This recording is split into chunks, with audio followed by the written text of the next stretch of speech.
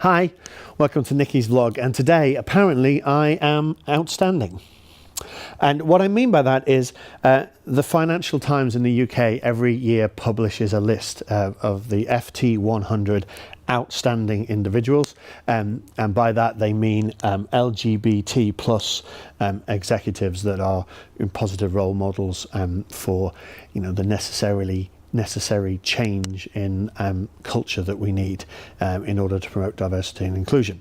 And I'm very humbled to be able to say that in 2017, the year I transitioned, I've actually made the list at number 65, and I'm one of 10 trans women on the list.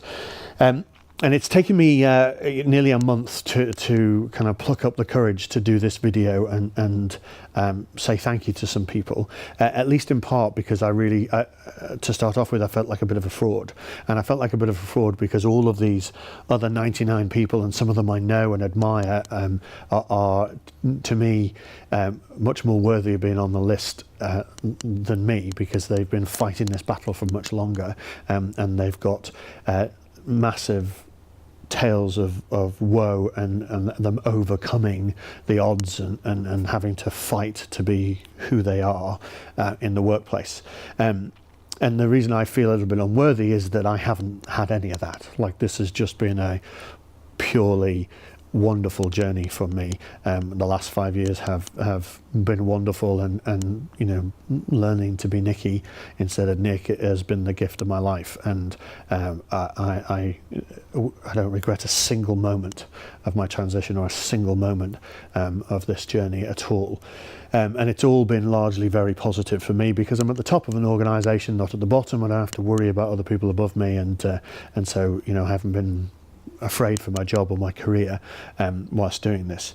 But then a lot of my friends have been coaching me for the last 3 or 4 weeks that actually maybe now is the time that actually maybe there needs to be some positive stories out there. And so maybe me standing up and saying it's been easy and it's not been a problem, and you can be an entirely successful trans woman or LGBT member in today's current environment.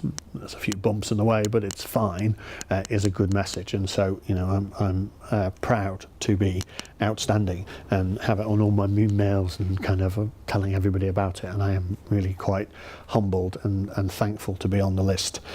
So I feel like I ought to thank a few people, and in particular I really think I need to thank my clients who have kind of supported me. These 3 are interesting for 2 reasons. Number one, they all have diversity and inclusion at the heart of what they do. It's on their website. They all have functions and people that are there to make sure that they activate diversity by being inclusive, and it becomes a strength for them. And so when I was thinking about making the transition and weighing up the risks, obviously these organisations inspired me to believe that we might be able to make a success of it. I did want to do just one word of caution, because whilst these organisations are all fabulous and got great diversity and inclusion, they do also have lots of people, and if you have lots of people, you are inevitably going to have a few idiots. And so in each of these organisations, I have encountered at least one male idiot who has handled my transition badly. In one of them, I had a big contract, cancel because they thought I'd lost all my credibility. Now I presented as a female without realising the misogyny of that statement. I've had another one that told me that I was rude for not warning them that I was going to turn up to run a training course in a dress, and how did I possibly imagine that was going to be okay.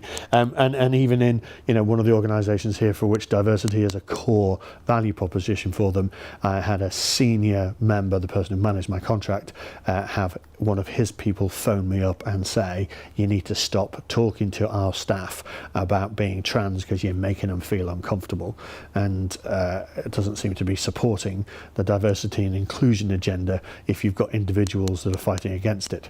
So my observation to my fellow community members, or anybody that's thinking about coming out in the workplace, is this: even if your organisation is fully committed to diversity and inclusion, don't expect all of the senior managers to be on the same page. Some of them are idiots and unaware of what's going on, and will say and do stupid things without realising that it doesn't fit with the culture. And all of these organisations are on a journey.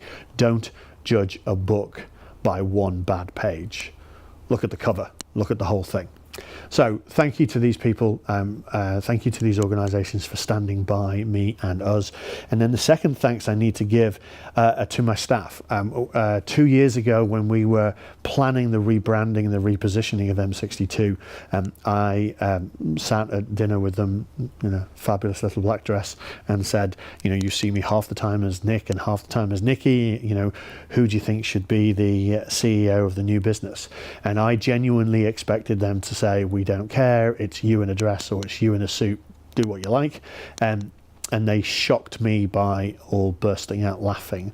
And when I asked them why that was funny, they said, because there's no contest, we want you as Nikki.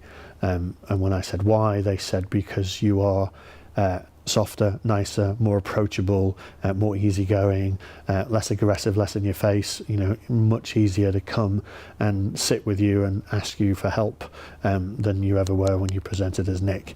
And so they were unanimous in that their preference was that I managed the business like this. And it was that moment, I think, when I realized that actually they're probably right, and I probably am a much better person as Nikki than I ever was as Nick.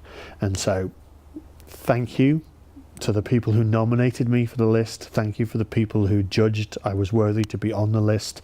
Thank you to my friends for convincing me that I should accept this honour for what it is, an honour. And thank you for my staff for allowing me to be me and for making our organisation a poster child for diversity and inclusion.